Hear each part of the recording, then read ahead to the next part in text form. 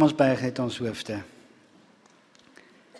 O Lord, on this beautiful Sabbath afternoon, we are moved by your deep love and humble under your saving arm. We also praise and thank you for your guidance and for pointing us to the cross and our Saviour in a special way this weekend. Because of the cross and Jesus our Saviour, we rejoice in what you have done in the lives of your servants who will be ordained today. They stand on the threshold of a lifetime of ministry. Thank you, Lord Jesus, for bringing this incredible and diverse group of servants and also church members together in your presence. We are gathering here to consecrate and ordain our dear pastors, Larry, Peter, and Tinus, to the Christian ministry.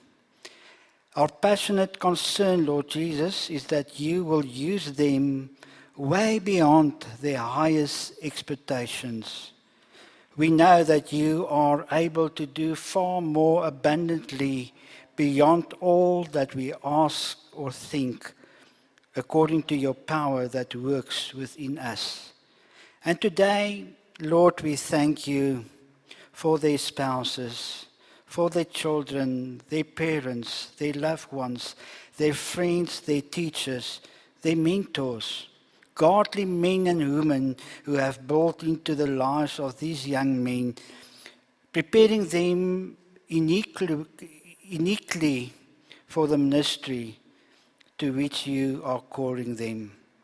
Lord, we thank you this afternoon for the privilege to take part in this ordination and dedication service. We ask your presence and blessings on each one who will partake in this ceremony, that your words will come from their lips, and that we will experience your love abundantly. So we humbly pray, Lord Jesus, open our hearts and minds, refresh our souls, so that we can listen to your message. We commit ourselves in our lives to you as we pray in the lovely name of Jesus Christ, our Lord and our Saviour. Amen.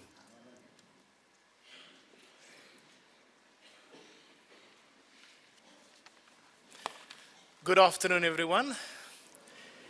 It is my privilege this afternoon to introduce the candidates that will be ordained here. And I'm going to call Pastor Larry Namuchana and his wife, Gagliso, to come and join me in front.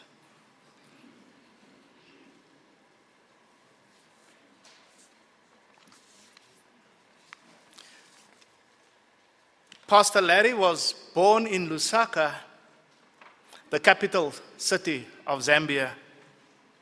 But he was raised in South Africa, where he spent most of his life. At the age of 13 was when he felt God calling him into the ministry. Pastor Larry went to Heidelberg College, and in 2013, he was called by the Northern Conference to come and serve here as a pastor. He served his first internship here with Pastor Slanzi in the Johannesburg region, Johannesburg district. And after that, his second year, he served with Pastor Eddie Magerman in Pretoria. In 2015, now I know we all struggle with this name. And Pastor Hilma, I'm actually doing better than Brother Tony did. In 2015, Pastor Larry married Gagliso. Gagliso, right? We will have to train that practice that later. And currently, Pastor Larry is pastoring Amazing Grace Church, Brixton Church, The Gardens Church, and La Rochelle. And Pastor Larry says, I love the Lord and His church and cannot begin to describe how grateful I am to be given the privilege to serve Him in this manner. And so, Pastor Larry, our prayers are that you will put your hand to the plow and not look back. May God bless you. Amen. Ek gaan nou vir leraar Tinus en Elise vra om aan te sluit hier by my.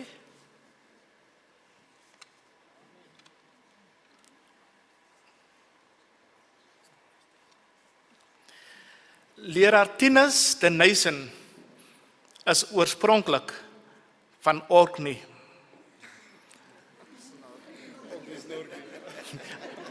Hy sê hy snork nie op sy pos nie.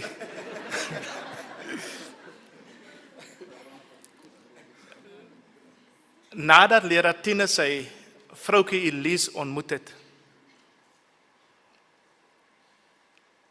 het hy begin Bybelstudies doen. En na heelwat Bybelstudies het leraar Tinus besluit dat hy wil ook 'n lid van die Sewende-dag Adventiste Kerk word. En hy was toe gedoop deur die leraar Morney Du Plessis. By 'n kampvergadering in 2007 het leraar Chris Botha en leraar Dave Spencer saam met leraar Tinus en Elise gesels en hulle was oortuig dat hulle moet in die bediening gaan. En in 2007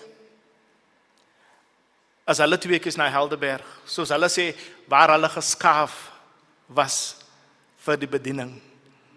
Voordat leraar Tinus in die bediening gegaan het, was hy 'n loodgieter. Ek dink dit is 'n goeie beroep voordat jy 'n predikant word. Meeste van die kerkmense is goeie mense, maar daar is 'n paar wat soos 'n lekkende kraan is. Maar daardie groep is hier vandag nie. So leraar Tinus was 'n loodgieter gewees, so ek kan nie verseker hy maak 'n goeie predikant uit. Hulle het 2 oulike kinders. Elma wat 9 is, sy gaan later hierdie jaar in Augustus 10 wees, en Henko wat 5 is, en in Oktober die 6de gaan hy 6 wees. En dan leraar Tinus sê, ek wil graag vir die Here werk, deur sy mense in sy kerk te bedien. Ek wil hulle help, lief hê en hulle leer om nader aan God te leef, as ook saam in hom te groei. Dit is ook my verlange om die evangelie en sy wederkoms aan soveel siele moontlik te verkondig as God my toelaat. Ek wil die Vader met my hele hart dien totdat hy besluit dat my tyd op hierdie aarde verby is. En leraar Tinus, net soos dat u gebed is dit ook ons gebed, dat hierdie wense van u voldoen sal word in u bediening. Baie dankie. I'm going to call Pastor Peter Webster and his wife to come and join me. Nou hier kan ons Engels en Afrikaans praat. Leraar Peter Webster is oorspronklik van die Randfontein in Johannesburg. Hy het sy jong lewe in toekomsrus deurgebring, waar hy in 1997 besluit het om in die bediening te gaan. And in 2006, he made his way to Helderberg College. In 2010, Nadia, is that correct? The pastor did not want to tell me the day. I don't know if he could not remember it, but he said in 2010, the two of you got married.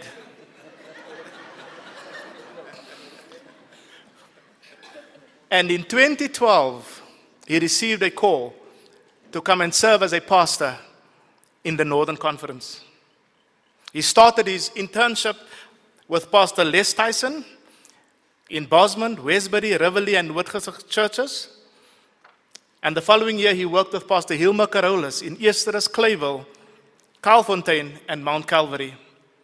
In 2014, before he finished his 2 years of internship, he was placed in Alabama, where he served Alabama and Emmanuel churches for 8 months.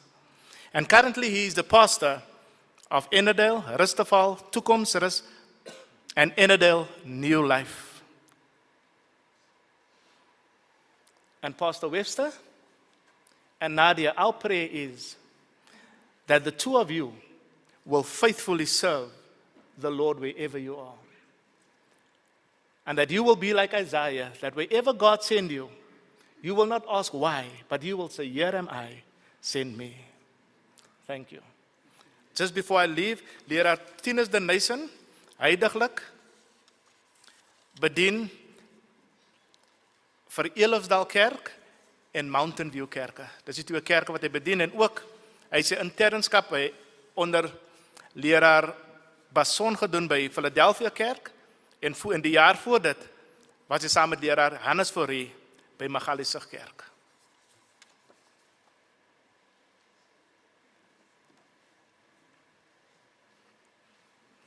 Ons sal nou wag op, hierdie keer sal ek dit reg kry, Heinrich de Villiers, wie vir ons 'n spesiale item gaan.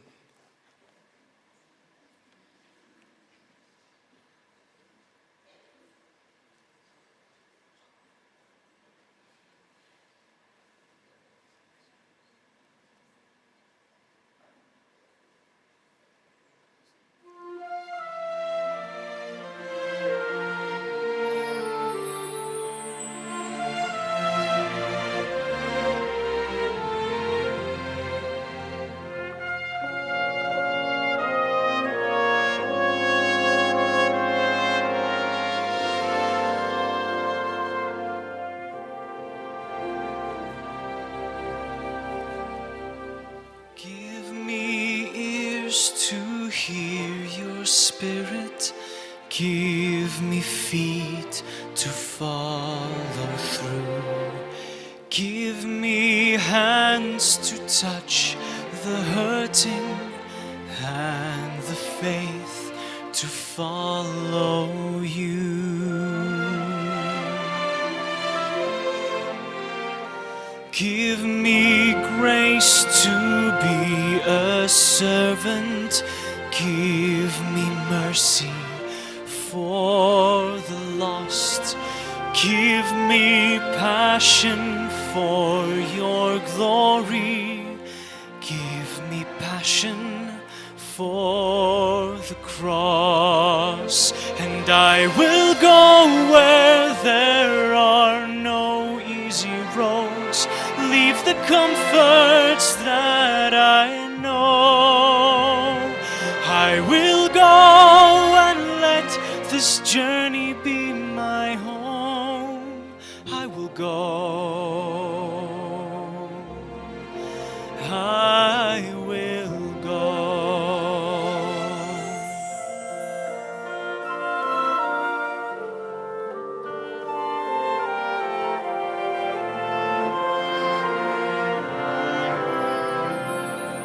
And I'll let go of my ambitions, cut the roots that run too deep, and I will learn to give away what I cannot really keep, what I cannot really keep. Help me see with eyes of faith and give me strength to run this race. And I will go where there are no easy roads. Leave the comforts that I know. I will go and let this journey be my home. I will go.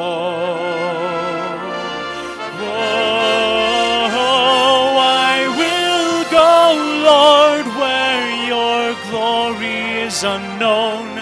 I will live for you alone. I will go because my life is not my own. I will go. I will go.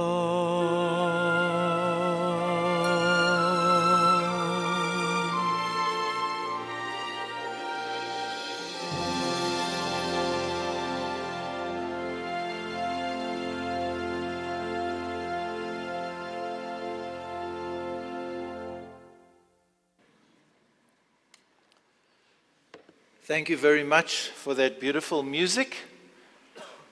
It certainly touches on what a minister is expected to do when the Lord calls you to say, Lord, I will go. It's lovely for me to be a part of this service today, especially since with each of these three men, I've walked a path. I've watched them develop. Just to digress for a moment, I remember when Peter, it wasn't Pastor Peter at that time, when Peter came up to me in a tent in Toekomsrus and said, Pastor, I want to go and study to be a minister. And we spoke together. You remember that, I'm sure. That was many years ago. And the Lord has brought the three of you with your wives to this special day when the Lord has, through His church, recognized your calling to ministry. Have you ever been asked to do something impossible? Maybe even our ministers here on the stage and the ones sitting in the congregation have felt it an impossibility when they were called to be a minister of God. Well, I felt that I was asked to do something impossible when in this very hall I was approached to be the conference president. That was about 9 years ago. I said to the Lord, no ways. You know me. You know I'll never be able to do it. But the Lord said, if I call you, I'll empower you. And He did. And He does the same for us all. He does that for each and every one of you as church members. And even more so when I was called and approached to be the president of the union, I was shocked. I really thought, this is impossible. But I want to say as a testimony to the Lord that when the Lord calls, His hand makes a way. I've seen the Lord at work in my life. It's a wonderful privilege to be a minister and to see the Lord intervening in your life and doing the impossible. Very often as ministers, we face very challenging situations. We don't know what to do, but the Lord helps us. I want to give you some examples from the Bible about God-sized actions. Think, for example, of Abraham. God told Abraham to father a nation, even though Abraham had no son and Sarah was beyond childbearing age. But God could perform a God-sized action. Think of Moses. God told Moses to deliver the children of Israel. He told him to cross the Red Sea, to provide water from a rock. Those were God-sized actions. And then Gideon. He told Gideon to defeat a Midianite army of 120,000 men with 300 men. That's impossible. But God showed His power through God-sized actions. Jesus told His disciples to feed the multitudes with virtually no food. He told His disciples to make disciples of all the nations. It was an impossibility. But we've seen God-sized actions at work in a God-sized commission. None of these biblical examples I've given here were humanly possible. But God stepped into history and He showed His mighty miracles. Now, I'm addressing this mainly to the pastors. I wish I could look at them in their eyes, and if I turn around, don't feel I'm being rude to you as the congregation. But I want to say to you as pastors that God is looking for people who He will be able to use to do God-sized actions. Think of the Bible times, how God used ordinary people like us to do great things. God wants to demonstrate His power. He wants to demonstrate His nature, His provision, His kindness to people and to a watching world. And this is how the world will get to know Him, when they see God at work through His children. So my question is, does God still perform miracles? He does. And all of us as pastors, I believe, have seen miracles, and hopefully you as a Christian have seen miracles.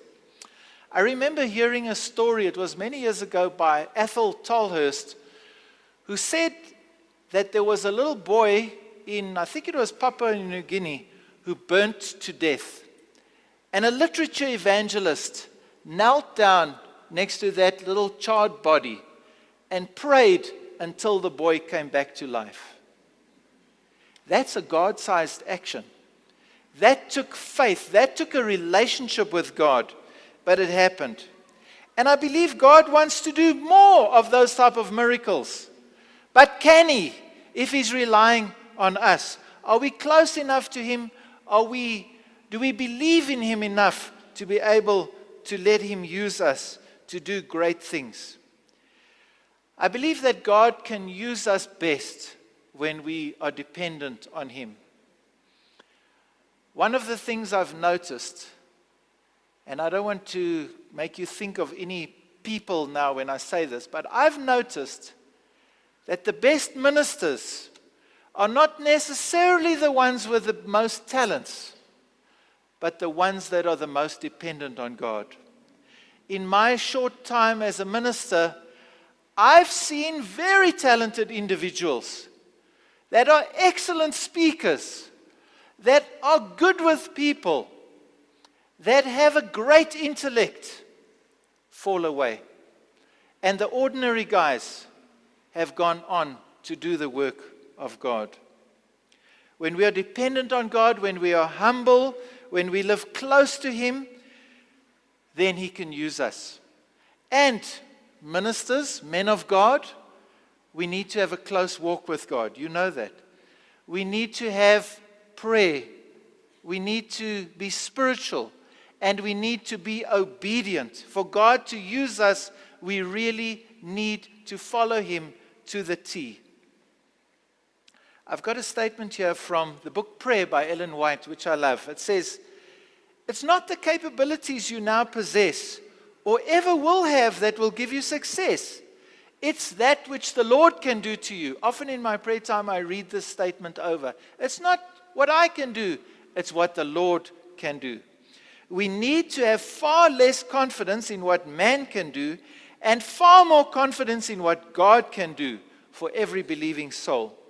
He longs to have you reach after Him by faith. He longs to have you expect great things from Him. Ministers, God longs for us to expect great things from Him. And I'm not speaking because I've achieved this. I'm speaking to myself just as much as any of you. People know us. They know what we can do. They know what we can't do. And when something amazing happens, they know it's God. And they can give praise to God. Think of Moses. The case of the Israelites trapped at the Red Sea. God knew He was going to deliver them. And God said in Exodus 14 verse 4, "I will gain honor over Pharaoh and over all his army, that the Egyptians may know that I am the Lord." It was for the glory of God that He performed this miracle. What was the result? In verse 31 it says, "Thus Israel saw the great work which the Lord had done in Egypt. So the people feared the Lord and believed the Lord and His servant Moses." God was able to gain glory because Moses was willing to obey. And by the way, we all know that Moses was not eager for the job. He was shirking the responsibility. But when God called him, he obeyed. And I know that's true of our ministers here too. He allowed God to use him. And then think of Joshua. God told Joshua to lead the Israelites across the Jordan River while the river was in flood. Why? Joshua 4 verse 24 says, that all the peoples of the earth may know the hand of the Lord, that it is mighty, that you, Israel, may fear the Lord your God forever.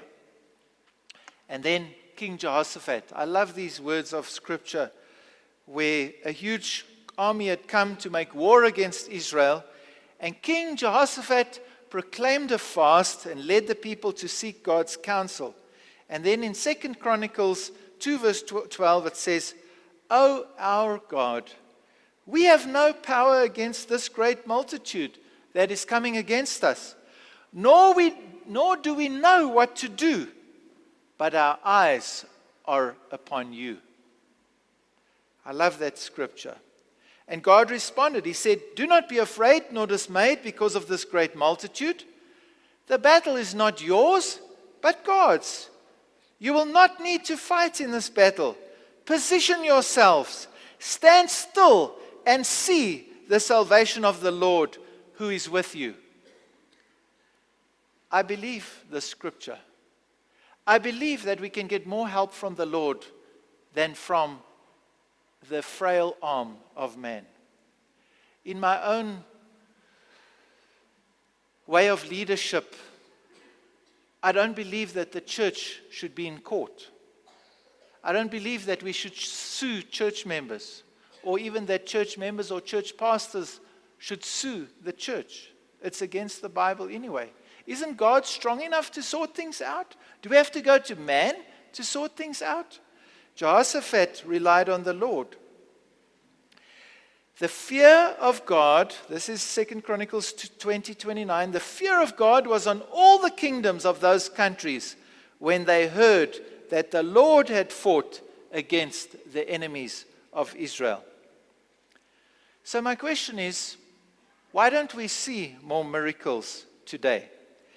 Does God still want to do miracles? I definitely believe He does. My question is, pastors, if the Lord wants to do a miracle, can He rely on you and me to perform a miracle? Or is our faith so small that He can't even use us? There's a story of John Newton, and you remember he was the slave trader, then the pastor, and also the hymn writer who wrote Amazing Grace, if I remember correctly. And he believed in what he called large asking. I call it God-sized actions. And when explaining what he meant and his philosophy, he told a legendary story of Alexander the Great. Evidently, Alexander the Great wanted to marry the daughter of a certain man. And this man said that he wanted some money from Alexander the Great. And when Alexander the Great asked him what he wanted, he said about the money, and then Alexander the Great said to him, go to the treasurer of the kingdom or of the empire and ask him for the amount you want. Well, when this man got to the treasurer said, that's an impossible amount. It's an insane amount. And he went back to Alexander the Great, and he first wanted to discuss it with him privately. And then Alexander said, no, I like this fellow. Give the man the amount he asked for.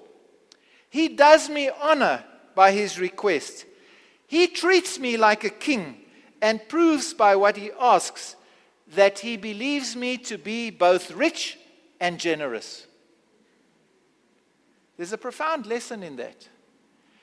Do we believe that God is both rich and generous? I want to believe that. You know, I'm not talking prosperity gospel now. You know that. But God is rich and He's generous. And He wants us to ask Him. He even tells us in the Word to ask Him for whatever we need. Let me tell you about Rwanda. Recently, we saw in Rwanda a God-sized action. In the history of the Seventh-day Adventist Church, the biggest baptism in one day that's ever taken place was 100,000 new members in Rwanda last year. 100,000 new Seventh-day Adventists in one day. Isn't that a God-sized action? Now, in our division, and specifically in our conference and our union, we also are planning a God-sized event. It's called Gauteng for Christ 2018. The people on the stage have already started preparing, and maybe you already as church members know about this, that we are planning a Gauteng-wide and even South Africa-wide evangelistic thrust. I don't want to call it an event because it's much more than an event. It's actually a thrust and a process. And I have faith that God will do something bigger than He's done before because He's rich and He's generous and we can ask Him. Pastors, members, let's plan for God-sized interventions. What our world often sees when they look at us as Seventh-day Adventists is committed people serving God. We've committed pastors, we have committed members, but is the world seeing God in action? They could comment, well, these are wonderful, dedicated, committed people serving the Lord. But what they really want to see is activities that show us that we serve a living God. When the world sees God at work in our church, they will flock to join. And we know this will happen.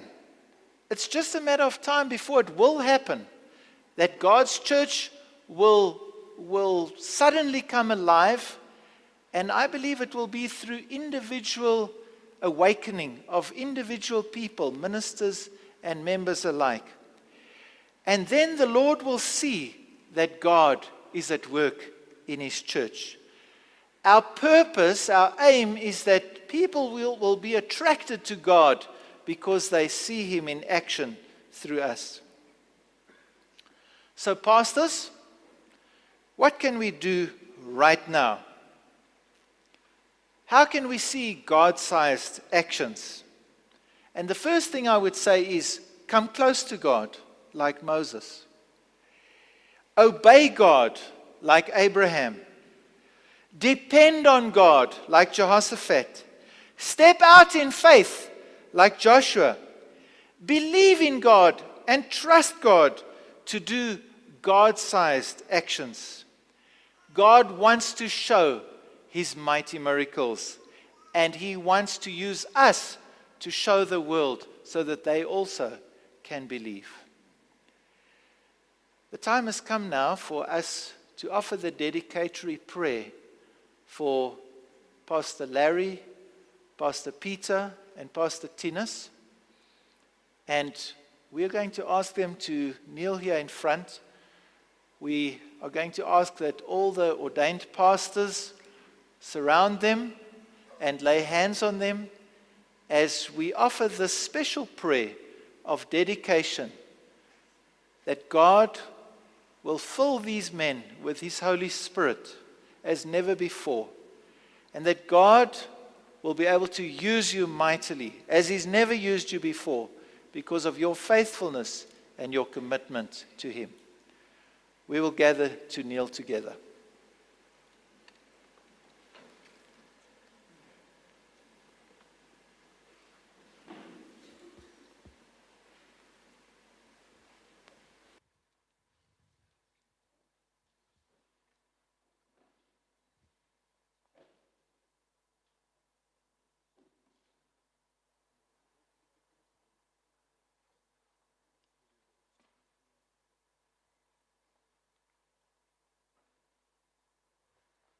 Let us kneel for prayer.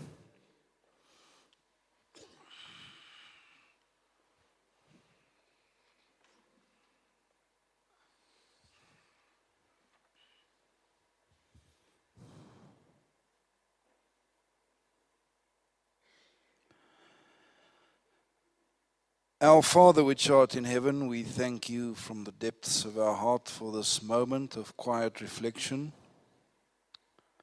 We thank you for calling these pastors to work for you.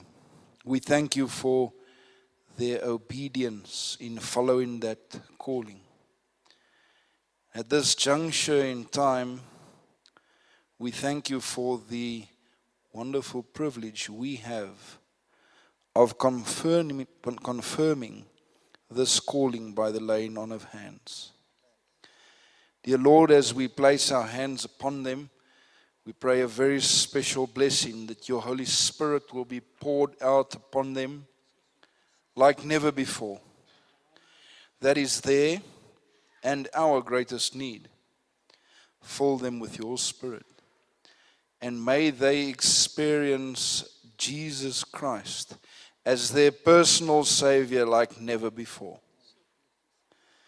We pray, dear Lord, that you would bless their ministry, their congregations, their families, and also their extended families.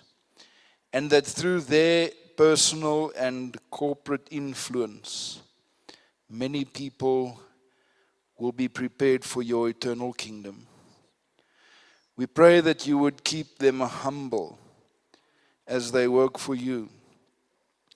We pray that you will give them victory over the challenges they may experience. We pray, dear Lord, that as they work for you, you would keep them safe. We pray that your angels will be in a hedge around them and that you will protect them from the attacks of the enemy. We pray, dear Lord, for their health, that you will keep them healthy. We pray for wisdom from on high. We pray as they visit and work, that they would always ask, what would Jesus do in this situation? Above all, we thank you that we can obediently follow your word by the laying on of hands. We pray for their wives and children represented by the fathers of this household, that you would keep them faithful. And when at times it might feel as if the church has robbed them of a husband, may they realize that they are also serving. But may the pastors, dear Lord, also spend enough time with their families as their first congregation. We thank you, dear Lord, for this moment of dedication. We love you, dear Lord, just as they do, and we place them now in your care. And thank you for the outpouring of your Holy Spirit. In Jesus' name, amen.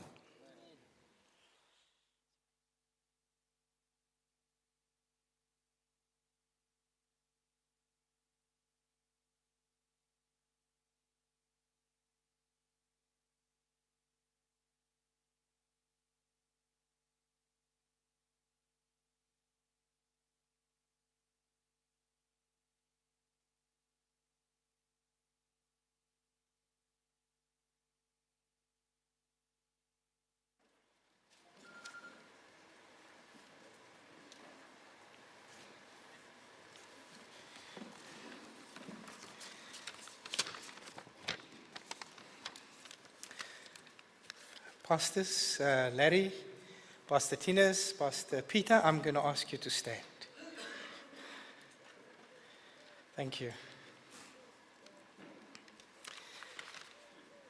My dear Pastors Tinus, Larry, and Peter, God has called you to the work of the ministry, and the church, having recognized that call, has now set you aside by the laying on of hands. You are now invested with full ecclesiastical authority.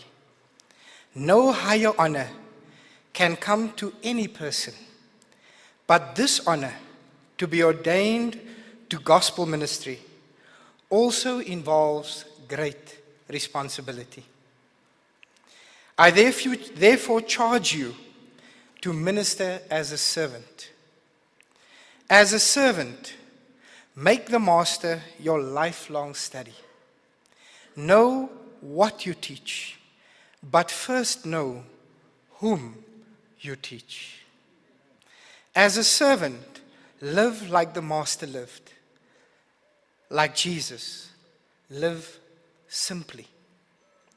May the counsel of Paul to the young spiritual leader Timothy be as invaluable to you as it was to Timothy then. So be an example to the believers in word, in conduct, in love, in spirit, in faith, in purity. Like Jesus, be therefore what you expect others to become. I charge you to minister as a shepherd. Jesus said, I am the good shepherd. The good shepherd gives his life for the sheep. The hireling flees because he is a hireling and does not care about the sheep. Be a shepherd, not a hireling.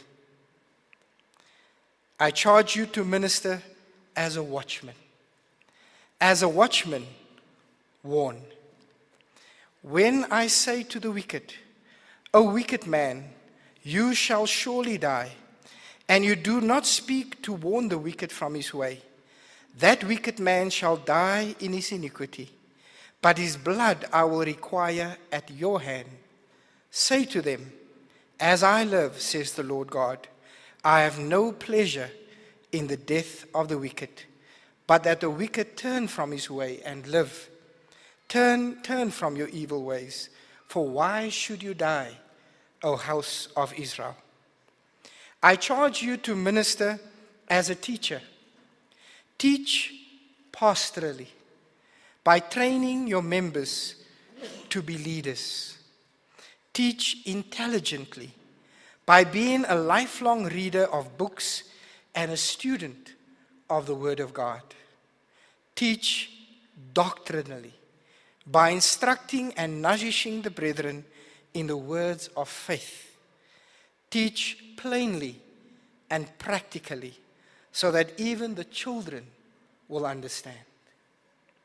And when your work is ended, brethren, may you say with the Apostle Paul, I have fought the good fight. I have finished the race. I have kept the faith. May God bless you. We have made copies of the charge, which I will present to you. And then I'm going to invite my president, Pastor Mornay, to join me as he presents to you the certificate, ordination certificates.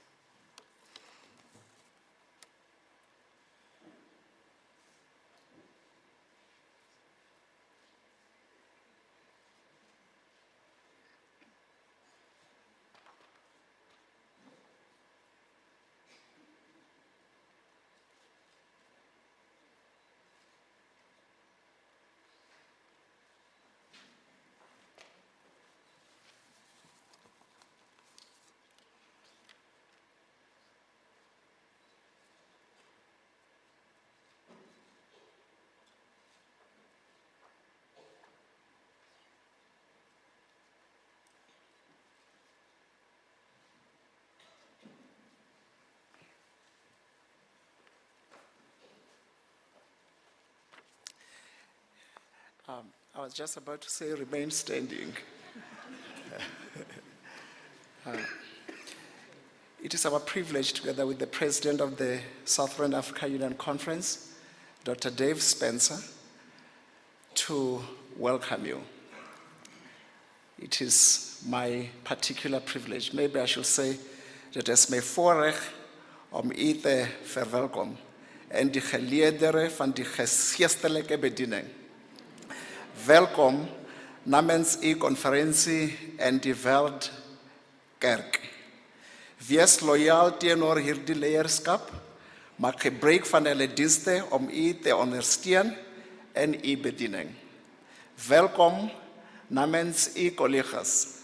Hulle wie in u vreugdes, belonings en uitdagings en die bediening deel.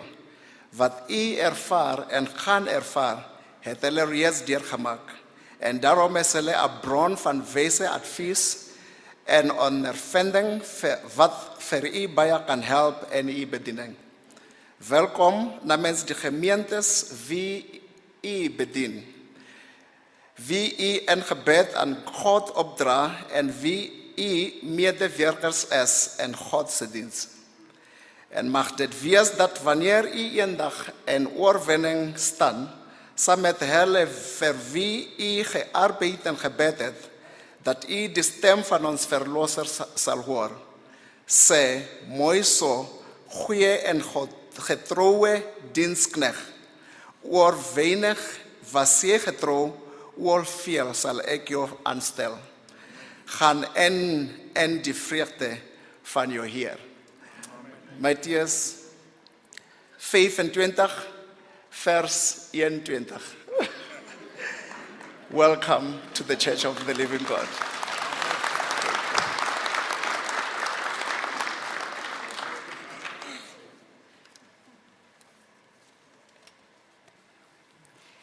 Good afternoon, church. I would like to invite all the spouses of our ordained pastors to stand at this time while I am going to welcome the ministerial spouses.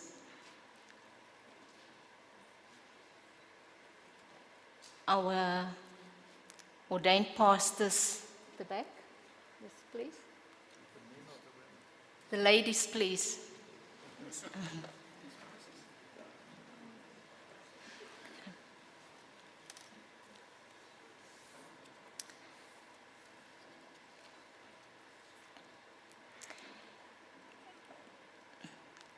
Today, Khaliso, Elise, and Nadia, your husbands has been ordained to the full-time ministry, gospel ministry. And although the hands of ordination has not been laid on you, you are as much been set aside for the gospel ministry. Often, ordination, being set aside for a specific purpose, is seen as a status symbol. I have found in God's word that it's totally different. And because I'm speaking to ladies this afternoon, I have chosen a female character from the Bible that helped me understand my role as the spouse of a minister. The story is found in Luke chapter 1, verse 26 to 38. Mary, the mother of Jesus. When the angel came to Mary, when Angel Gabriel came to Mary, he greeted her with these words. He said, "Greetings, Mary. You are highly favored of God. May his blessing be with you. You have been selected over all the women in Israel." And Mary at that point in time did not understand what the angel was saying. She tried to understand, but she couldn't. She was frightened. What does this mean? Highly favored, selected out of the women of Israel.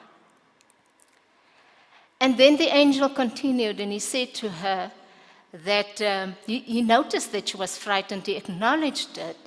And then he told her what was going to happen. She was going to carry the Son of God in her womb. And I think knowing that or hearing that must even be more daunting, because here she was a sinful human being and she had to raise a sinless man. But you know, I'm so glad for the verses that follow after that. Because the angel told her, when she said, "This is impossible. You know, these things can't happen to me. These things happen to Abram and Sarah, not me. I'm not even married." But the angel said to her, the Holy Ghost shall come upon you, and the power of the highest shall overshadow thee. And as they conversed, Mary realized that this mission was not about her, it was about God. And that is why she could say at the end, I submit myself to the will of God. And by saying that, she said, I am in team ministry with God. And if you are in team ministry with God, you will be in team ministry with your husbands. You will work together. Not one have his own ministry and the other one his own ministry. You'll work together. I pray that as you go on this journey, and when you will experience times when you will be frightened, when you won't understand, when 1 and 1 won't equal 2, that you will put your trust in God, and God will carry you through. May I say like the angel said, may his blessing be with you. I'm going to invite the 3 ladies, officers' spouses that have asked to give you gifts, if they can just collect the gifts at the back and then give it to you. Thank you.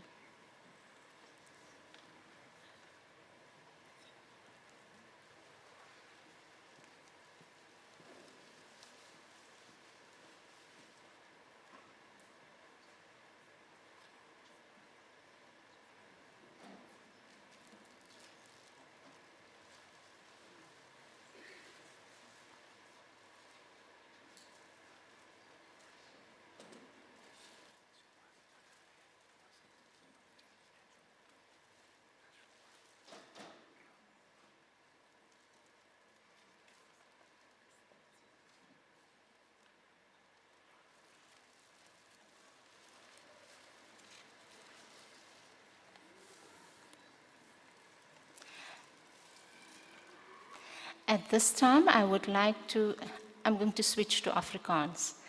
Ek gaan nou vir Elmer en vir Henko vra om vorentoe te kom. Dis leraar Tinus se 2 seuns.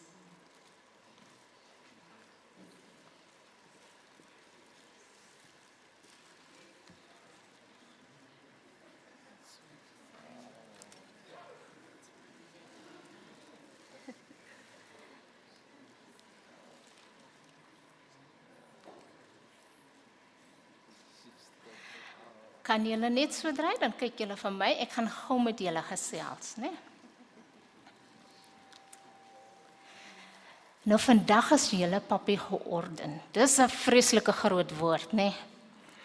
Maar wat dit beteken is dat van vandag af totdat papi eendag sy oogies toemaak, gaan hy net vir liewe Jesus werk. Dis wat dit beteken. En julle tweeetjies is nou in papi en mami se huis, so julle het nie 'n keuse nie. Maar papi is nie net georden vir die noordelike konferensie nie. Hy is georden vir die wêreldkerk. En dit beteken papa kan enige plek in die wêreld gaan werk vir die 7de dag Adventiste kerk. En as julle nou nog nie oud genoeg is dat as julle nog steeds in die huis is saam met mamma en papa, dan beteken dit julle gaan saam met hulle moet trek. Nou soms is dit nie lekker nie, maar weet julle wat? As julle altyd gaan glo, liewe Jesus gaan vir julle maatjies gee waar julle ook al trek, dan gaan dit soveel makliker wees. Julle tweeetjies is eintlik nou sendelinge. 'n Sendeling is mos iemand wat rondgaan en mense van Jesus vertel. So julle twee is nou eintlik sendelinge. En julle kan oral gaan en vir mense van Jesus gaan vertel. So julle tweeetjies het nou 'n keuse. Julle kan besluit, wil ek saam met papa en mamma vir liewe Jesus, vir ander mense van liewe Jesus vertel, of wil ek nie? Maar daar's baie kinders, selfs hulle wat hier so sit vandag, wat nie so bevoorreg is nie, wat nie so die geleentheid gaan kry om van Jesus, ander maatjies van Jesus te vertel soos julle dit sal kan doen nie. So ek wil vanmiddag vir julle sê, as jy, mamma en pappa gaan om vir liewe Jesus te gaan werk, gaan saam en sien wat liewe Jesus deur julle vir ander julle maatjies kan doen. OK? Dankie. Julle kan maar gaan sit.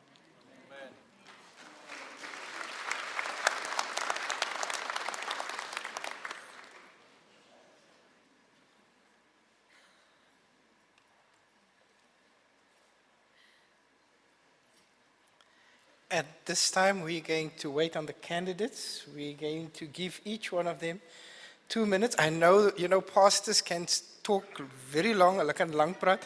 En ek dink as hulle eers georden is, dan praat hulle nog langer. So, maar ons het hulle net 2 minute gegee om te reageer. Ons sal seker met Larry begin. Dankie, Larry.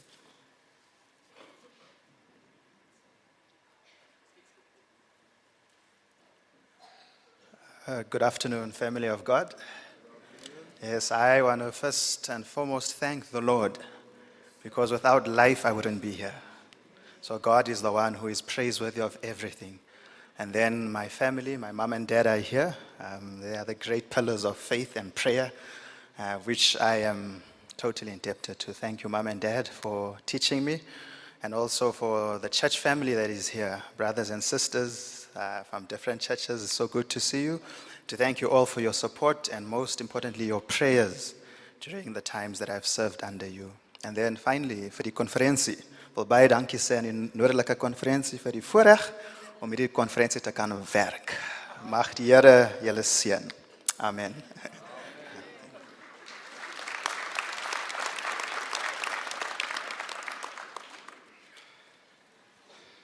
Ek het my dood gestres oor wat ek moet sê.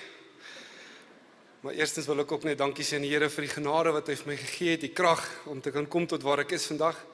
Is alles te dank aan sy liefde en sy omgee, sy beskerming. En ook dankie sê aan my eie ouers, my skoonouers wat ons bygestaan het tot dood. Ek het geweet ek gaan nou, ekskuus. Ons is lief vir julle, ons waardeer almal se ondersteuning en dan ook my gemeentes wat ek tot dusver bedien het. Almal van hulle, al was ons net 'n jaar by julle en dan ook my laaste 2 gemeentes, my interview, Elofsdal. Ons is lief vir julle, ons waardeer julle gebede, julle ondersteuning. En dit is ons 'n voorreg om saam met julle die Here te kan dien en om julle te kan bedien met sy liefde en met sy genade. Ons voorreg is om saam met julle te kan wees en ek wil ook sê soos hulle gesê het, vir my en my gesin, ons wil die Here dien. En ons wil hom dien tot aan die einde toe. En ons wil dit graag saam met julle doen. So as dit julle goedkeuring wegdra, sal ons graag saam met julle wil bedien en saam met julle wil werk om die werk van die Here klaar te maak. Dit is 'n voorreg. Dankie vir die noordelike konferensie en ook vir ons Unie wat ons die voorreg gegee het om tot hier te kan kom en ons die voorreg gegee het om saam met julle te kan werk. Baie, baie dankie.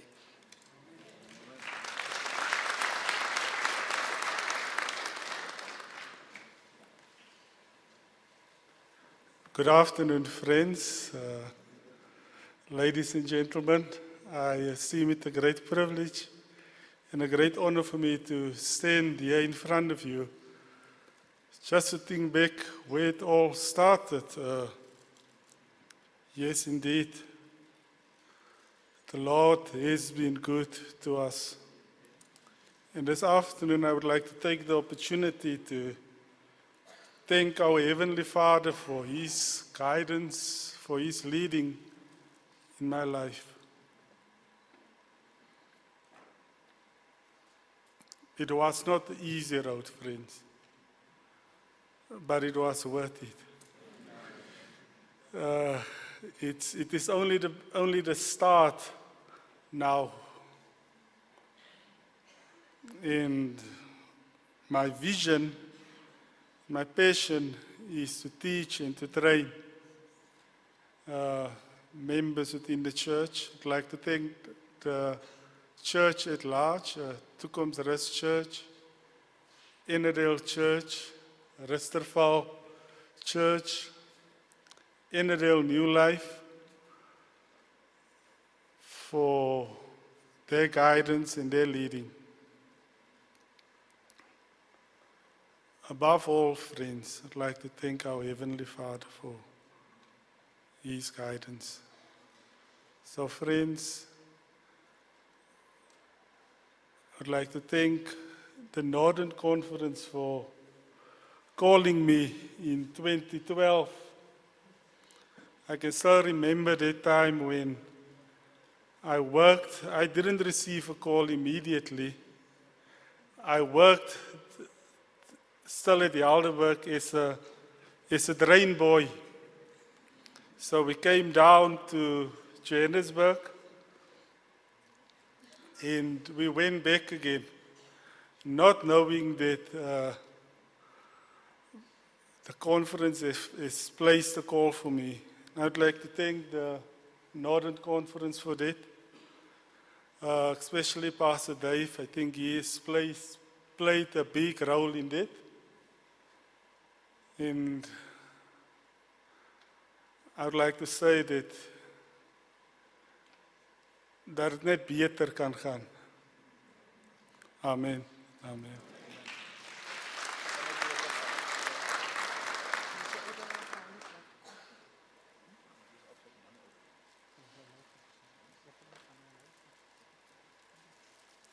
Okay, we would like to recognize the elders of the churches, of the pastors who's been ordained. So if we can just have the elders come to the front and congratulate the pastors. Just the elders. Thank you.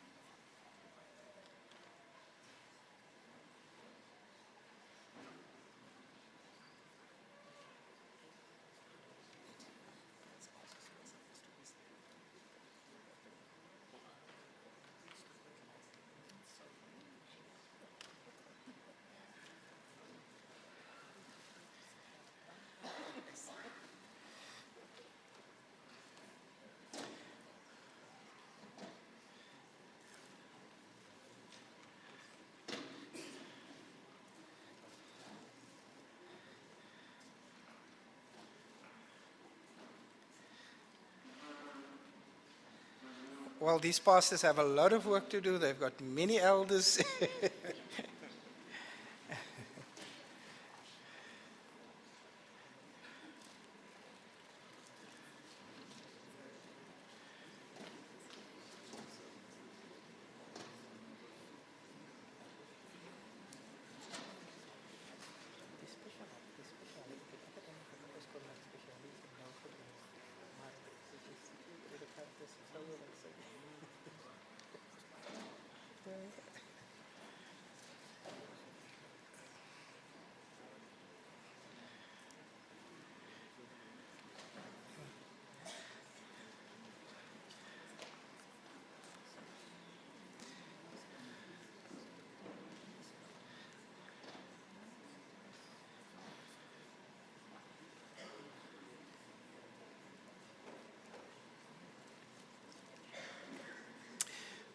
Ons het 'n baie spesiale item. We have a very special item.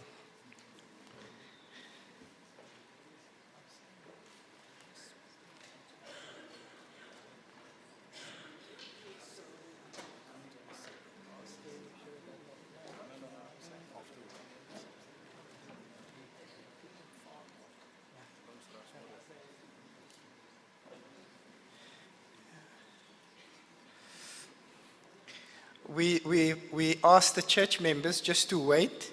At the end of the service, the couples will be in front, and then you can come and congratulate your pastor and your pastoral family.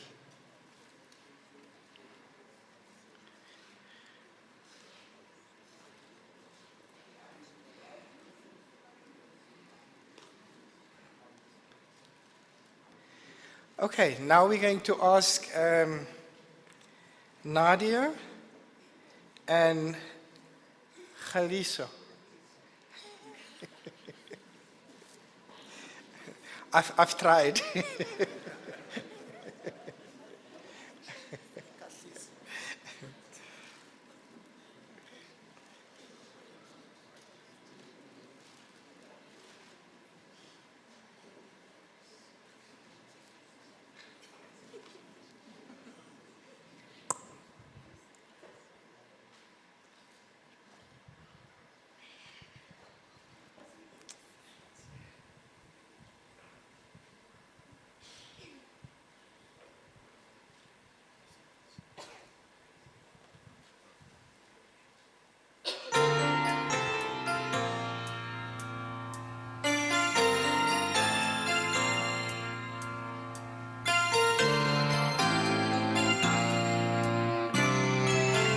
How will they know unless we tell them? How can they believe something they have never heard? How can they feel His love that's waiting? Lord, I want to go so that they can know those who call upon the Lord will be saved.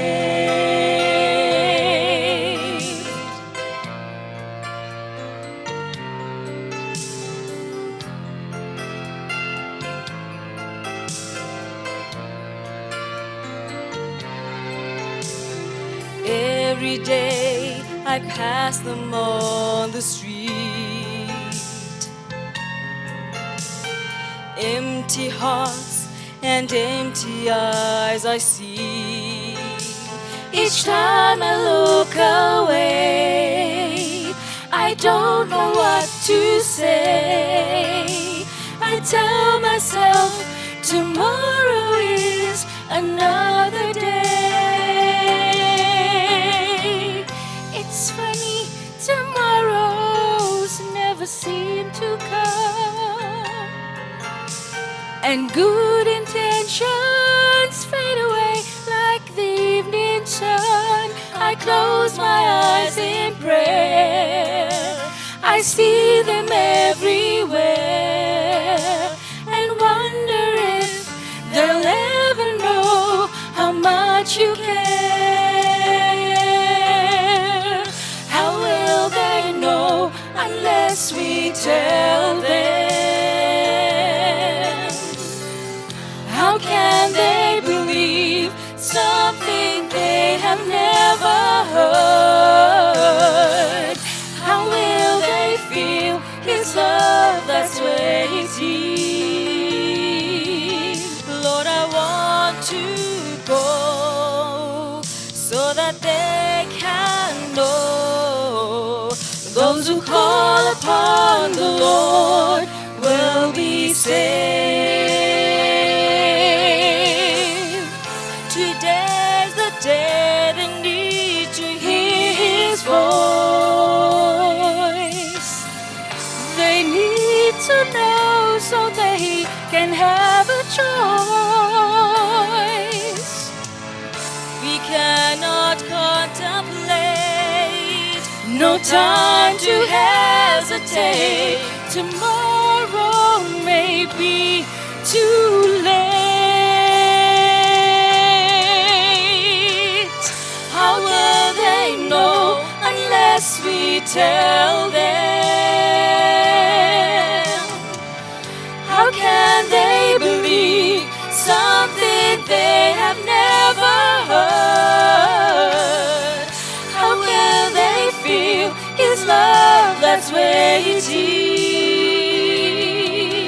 Lord, I want to go so that they can know those who call upon the Lord will be saved.